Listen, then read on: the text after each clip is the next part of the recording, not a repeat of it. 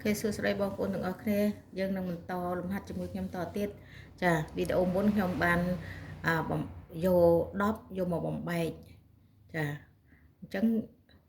ឥឡូវនេះបំបែកតាមកតាបធំឥឡូវនេះខ្ញុំយក15យកបំបែកទៀតចាអញ្ចឹងកុំឲ្យខាត់ពេលយូរយើងចាប់ដើមទាំងអស់គ្នាណា10គឺរុញក្រោមកម្មផ្នែកខាងក្រោមរបานក្នុងតុងទី2នៅខាងស្ដាំក្បាច់ណាមួយគ្រាប់ឡើងទៅហើយទាញ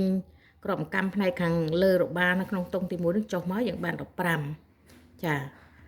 ខ្ញុំនឹងរៀបរាប់បណ្ដើចាអញ្ចឹងយើងមើល15តើ15តួចែកអត់ទាន់មានទេណាអញ្ចឹងយើងមើល15យើងគិតថា15យើងចែកដាច់នឹងប្រហែលខ្លះតើ15អាចចែកដាច់នឹង2ទេអត់បានទេអញ្ចឹងតើ15ចែកដាច់នឹង3ទេបានអញ្ចឹងចាអញ្ចឹងយើងបាន3អញ្ចឹងយើងបាន3នេះជា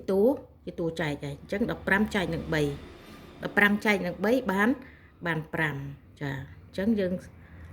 សម្អាត15នេះទៅចាយើងដាក់5មកវិញមកចាអញ្ចឹង15ចែកនឹង3យើងបានម្នាក់5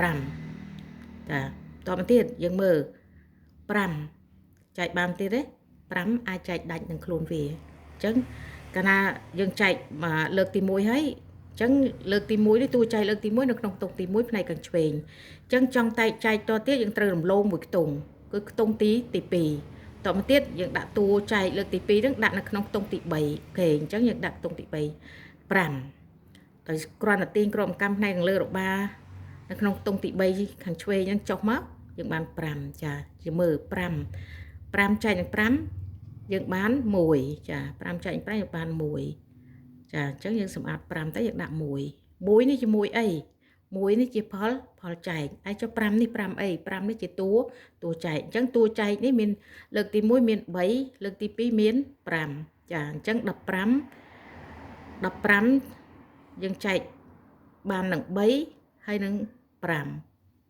អូខេអញ្ចឹងប៉ុណ្្នឹងឯងចានៅលេខតូចស្រួលអូខេអរគុណច្រើនបងប្អូនតាមដានទាំងអស់គ្នានេះខ្ញុំចាប់ដើមសារថ្មី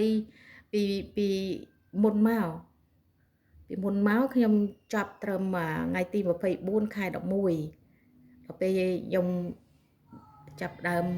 ត្រឡប់មកវិញខ្ញុំរំលឹកវិធីបូកដកអញ្ចឹងបងប្អូនកុំឆ្ងល់ណាម្ដងបូកម្ដងដកអីគេមកពីណាអញ្ចឹងនេះខ្ញុំចាប់ដើមតពីមុនមកវិញដើម្បីឲ្យចប់អូខេអរគុណច្រើនបើមានចម្ងល់អីសួរបាន